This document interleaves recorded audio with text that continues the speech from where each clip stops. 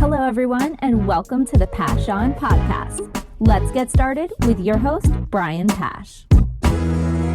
Hi, this is Brian Pash, and welcome to another podcast episode. On today's show, I am blessed to have David O'Brien. He's the president and CEO of Quantum 5. David, welcome to the podcast. Oh, thanks, Brian. Good to be here. And I have so many topics to talk to you about, but before we jump in, just in case someone doesn't know what Quantum 5 does, if you were riding up an elevator in, say, an automotive conference and they said, "Hey, Dave, what's Quantum 5?" How would you answer them? We are the first ever learning sustainment technology that values a person's privacy and builds relationship with learners for long-term improvement in their business.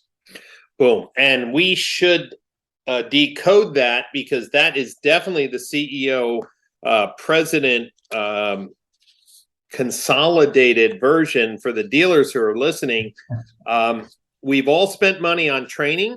We've all scratched our heads whether or not the training is working. We've also had training that has been almost a big brother event that has discouraged people from going into the learning center because they were penalized for maybe not doing one thing or another, regardless of how they learn.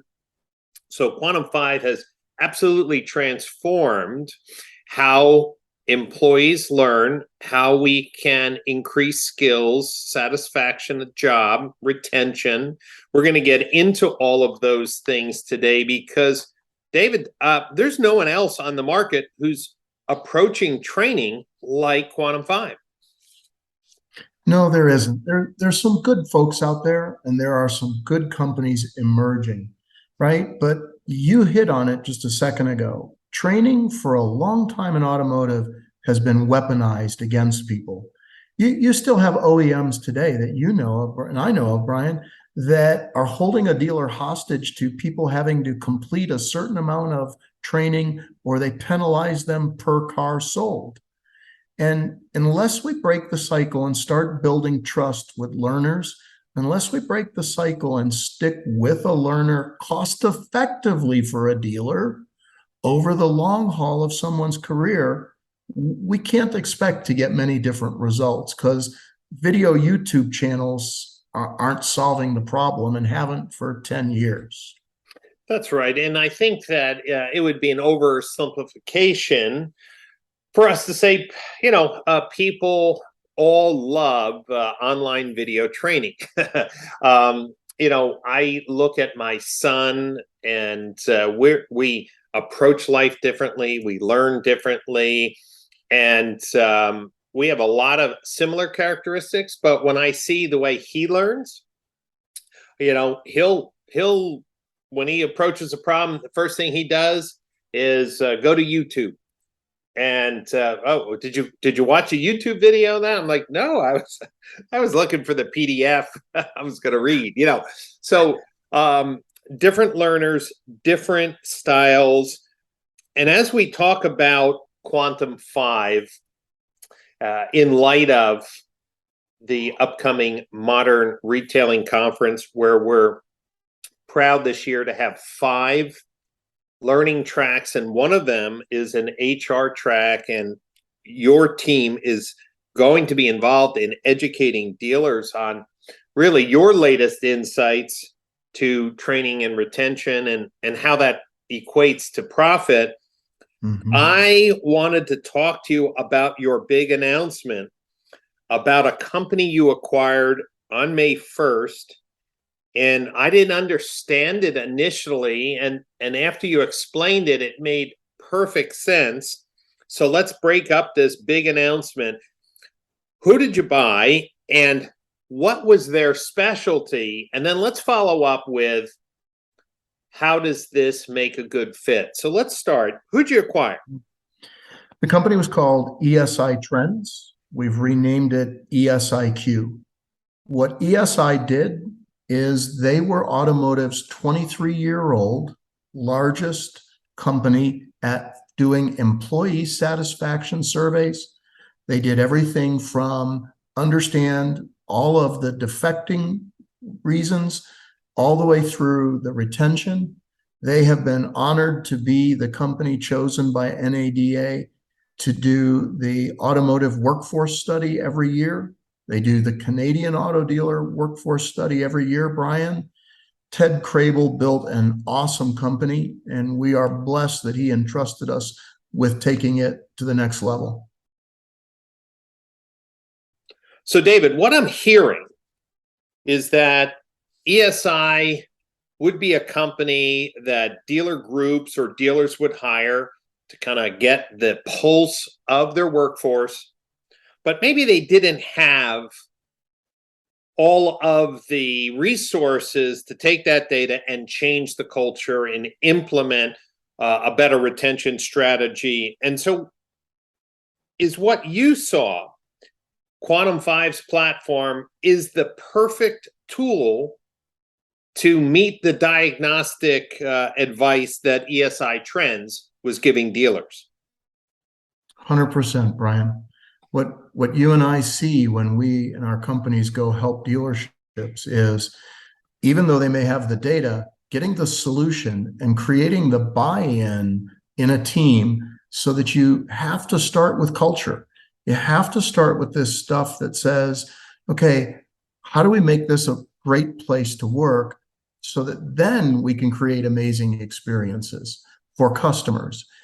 Employee satisfaction leads the road to customer satisfaction.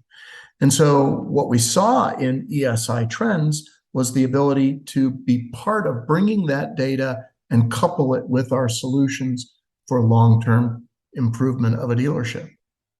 And David, I'm just assuming, and I'm just connecting the pieces, but if the culture is somewhat toxic, if employee satisfaction is low, all the training in the world isn't really going to help. And so dealers are spending money on this revolving door. And maybe that's part of the problem, where dealers have been somewhat skeptical on the return on their training investments, because there was another cancer or another problem lurking underneath. Yeah, let's look at a couple of the numbers, right, that show this, right? You take the average dealership, and what we know the data says is only 40% of the sales team makes it to the 3-year point. Only 45% of advisors and less than 60% of technicians make it to the 3-year point. So if you don't fix that problem, you're constantly training this new, less productive, lower revenue producing person. And as you do that, culture gets impacted by the frustration of good managers. And all of a sudden, you can't get the business results you want for that business, because the maximum productivity starts to kick in between 2.5 and 3 years for average revenue per person in those departments. Wow. So just as a person is getting into that max revenue band, they have a high likelihood of defection. So, David, the combination of these two companies means, before you start a training platform, a training movement to achieve higher return on their human capital investment, ESI is giving you a whole new framework to talk holistically about other areas of the business that may need to be addressed in order for training to stick. Absolutely. And what I did this week is a great example. Brian, we not only get that employee satisfaction data, we not only get that employee net promoter score data before we train, but we go help dealers now do town hall meetings to let the teams know we heard them, and we're going to bring cross-functional groups together to solve problems, and we're going to bring new training to make their work easier and better for them. And that magic combination of how we now take our approach allows us to change business results in ways that are getting better and better for our clients every month. Now, I want to get back to that statement you made about improving business results, because so many dealers are jaded that training, well, I get it and I should do it and I am going to do it, but I can't nail it down to a return on investment. I'm going to come back to that. I was just thinking about something. There's been dramatic changes in automotive retail over the last 2 years with inventory supply, MSRP plus pricing, new cars selling as quickly as they hit the lot, used car prices at historic levels, gross is up, dealers are making money, and you would say that maybe the last 2 years, the highest profitability of dealers in the history of automotive. So I want to ask a question. In the last 6 months or 12 months, is employee satisfaction higher or lower now that dealers are at max profit? Yeah, believe it or not, it hasn't changed a whole lot, right? When you look at the net promoter scores, right, across the dealerships, we've surveyed just in the last 45 days about 16,000 people for our dealers.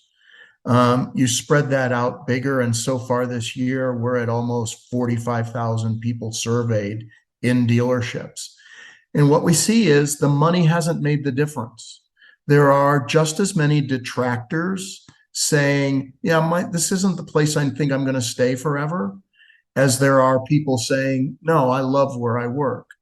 I was at a store this week that's a great dealership, making money like crazy this year. 34% of the people said they wouldn't recommend to a friend or a family member that place as the place to work. Wow. Ouch. Money doesn't change the fact that culture has to be in a positive way that makes people go, I love it here. I'm not going anywhere. And not only that, I'm going to help bring people here that I want to be around. Well, I will tell you that as a business owner, you go into business, you set some financial goals, and I always laugh at myself and others who are in business when you tell stories like, hey, when I first started out, if I could make $300,000 a year, that'd be great. And then when you made 300, like if I could make $600,000 a year, that would be great. If I could make $1 million, all my problems would be solved. And every time you hit a next level, it really wasn't the money that was making you happy or driven, and nor does it simplify life. And I think what you're finding is just a universal truth that if we don't feel our gifts are being utilized, if we don't feel our skills are growing, if we are not in a supportive environment, if we're not in an environment that gives us some flexibility when life turns upside down, the what's sitting in your bank account probably isn't even in the top 10 of the most important things. No, and the data is coming out of the Great Resignation right now saying exactly what you said, which is these folks that change jobs or decided to be independent contractors or something in the last 12 to 18 months are all now saying the grass isn't greener. They did get more money, but it didn't make them any happier. And what we know is that when you intentionally seek to create a great dealership culture, look at some of the ones that are working, right? Look at what Ed Roberts is doing down at Bozart Ford in St. Augustine, Florida. You have a dealership that has 1% turnover when you look at the last 3 years combined. Wow. Right? Now, not every dealer is going to do what they did there. They built a daycare center for their employees' kids. They have a cafe in the dealership where people can take home meals. Customers buy meals there as well, right? Not everybody's going to do those things, But there are other great dealerships that have built a culture that says, look, we value you. And the more we value you, the more we know in this modern environment, you're going to go create a customer experience that causes somebody to stop texting another dealer, stop emailing, or stop calling another dealer. And we have to keep getting that better and better in automotive so that we quit losing people. Yeah. And let's go back to the little bookmark I made. One of the things that made me recognize Quantum 5 was different than another training company was your data-driven approach and guarantee. And so for dealers who have been frustrated with the flavor of the day trainers, the grand promises of sustainable sales results, the culture changing program that somebody came up with, you go into dealers and say, I'm going to show you a proven ROI. I'm going to show you how to measure the results of our training. So let's hit on that. David, for a dealer who knows he's not or she is not investing in training in any consistent way, but knows they have a great team or they have potential for a great team only if they had sustainable growth in training and skills and focus on the things that make a business profitable. How does Quantum 5 guarantee this ROI? So we do two things, Brian. Number one, in our sales process, we make it clear to the dealer that we're going to want data. We're going to want it daily or at worst weekly. And we're going to want clean performance data about their team because we're going to ask them to hold us accountable. So last year, when you and I talked about this, we were in our infancy at it. We had results that were 4, 5, 6 months long. Today, we have results that are 18 months continuous with public dealer groups, private dealer groups, individual dealership locations. I'll give you a couple of examples. So a public dealership group where we are blessed to serve their dealerships, they gave us a very specific ROI mission.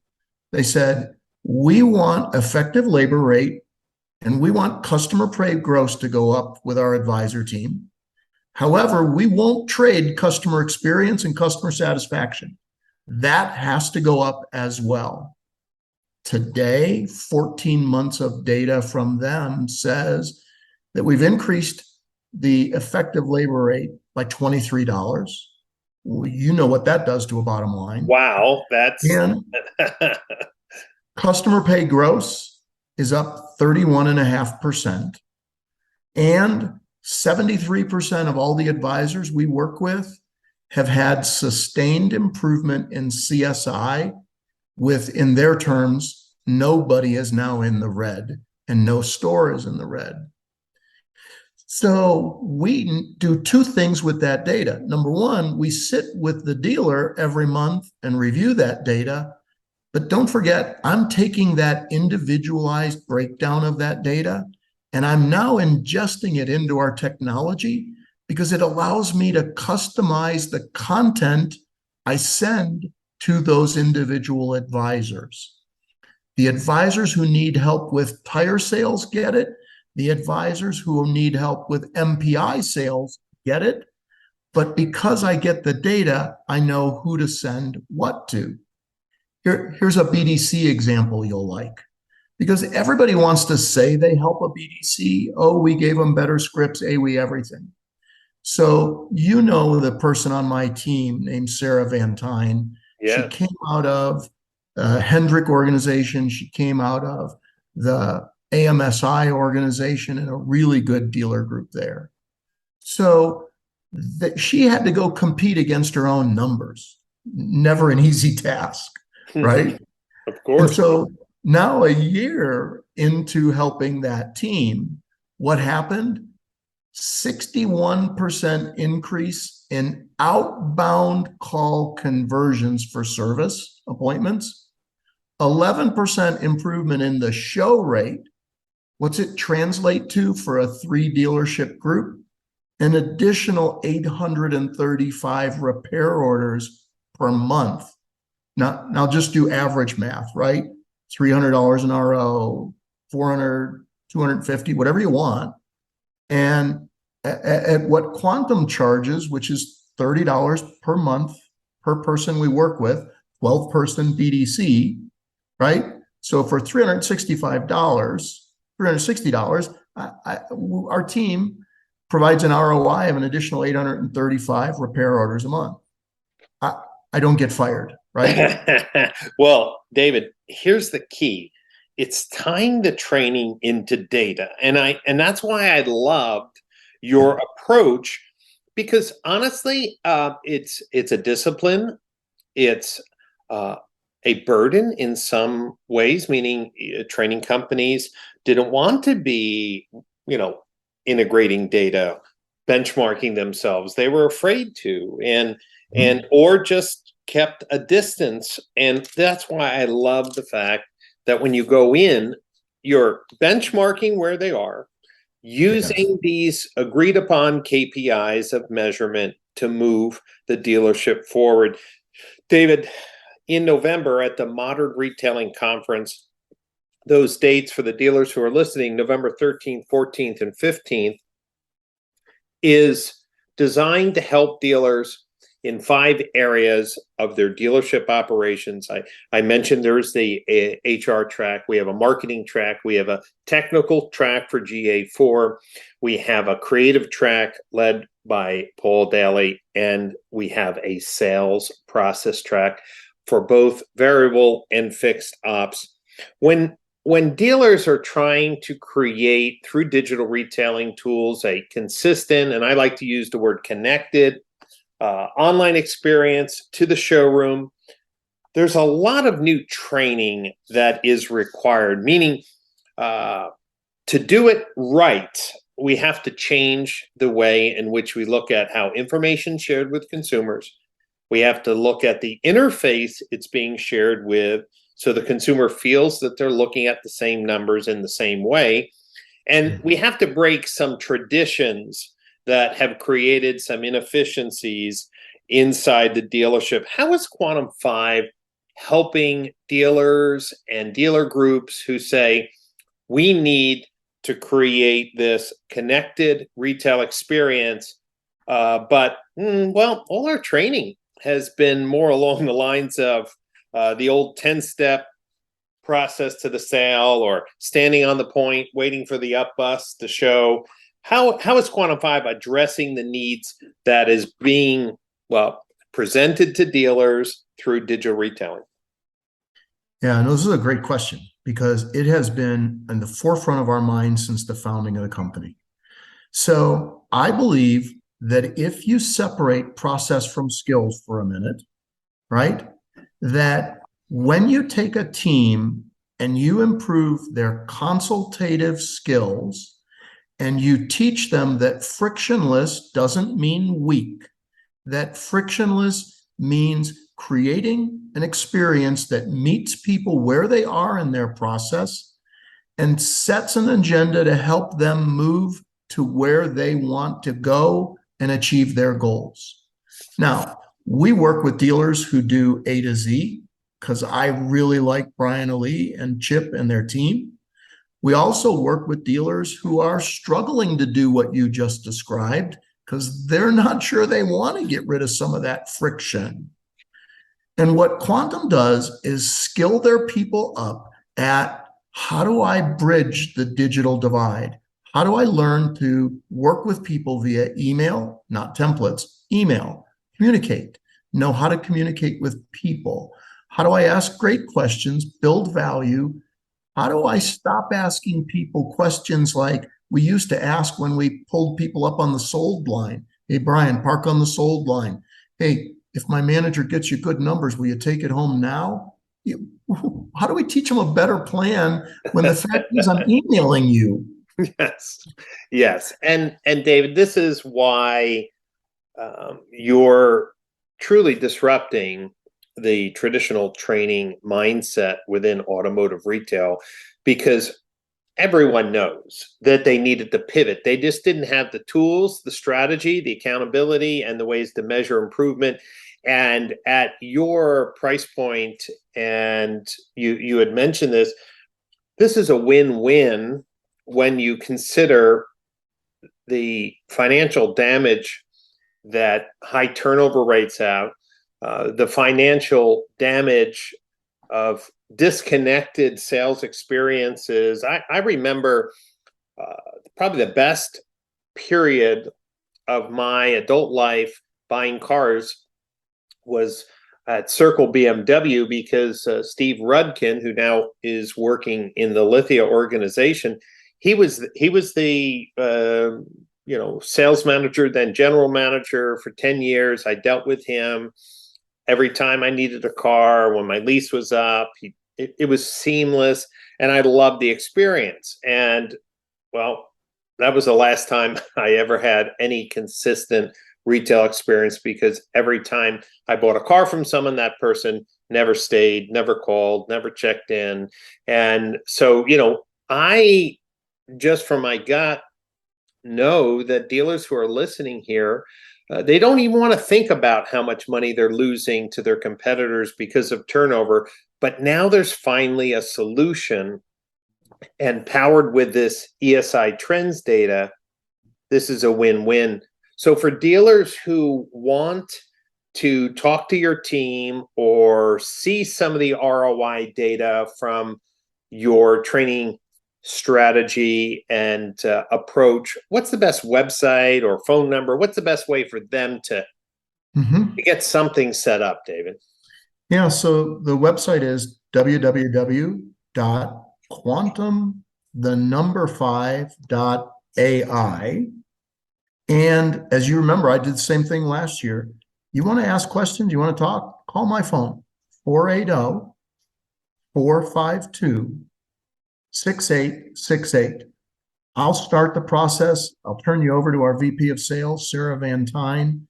But look, here, let me give you one last number to leave dealers with when they dial that number, right? Brian, are you ready? Yeah, I'm ready. A 10-point increase in 3-year retention, meaning if I could just move the number of people I have who've been here 3 years or more by 10 points, in the increase in monthly gross profit per employee, the gross profit per employee measure goes up $775 per month. Multiply that across 70 people in the average dealership, it's a $650,000 change. You don't think retention matters? Keep ignoring it. Well, David, I love that you're data driven, and I love for the first time we're really being specific in what the costs of high turnover is. We know it's bad, but until people put a number to it, I don't think people take action. And that's exactly what you did on the podcast. I want to remind all the dealers who are listening to today's show to get registered for the Modern Retailing Conference. You can go to modernretailingconference.com. It's at the beautiful O Hotel in Palm Beach. The event will sell out, and the best of the best will be there in these 5 educational tracks: marketing, sales process, HR, creative, and of course, the new GA4 standard. And at the conference, the Automotive Standards Council will be releasing for the first time the public specification that will allow dealers to more accurately measure and optimize their marketing campaigns. This is a big show. You don't want to miss it. And if this is the first time you're listening to one of my podcasts, you should know that I have dozens of interviews with industry leaders, innovators, and groundbreaking changes that are helping improve automotive retail. So make sure, whether you're listening on the Apple Podcast channel, Google Play, SoundCloud, or you can go to brianpash.libsyn, that's LIBSYN.com, to listen to all of the episodes. David, thanks for your time today, and congratulations on acquiring ESI trends. Thank you so much, Brian. And I can't wait to be there because it is our favorite event of the year for learning and being with great people in automotive. I'll see you soon. Great, David. Thank you. And thank you, everyone, for listening in today.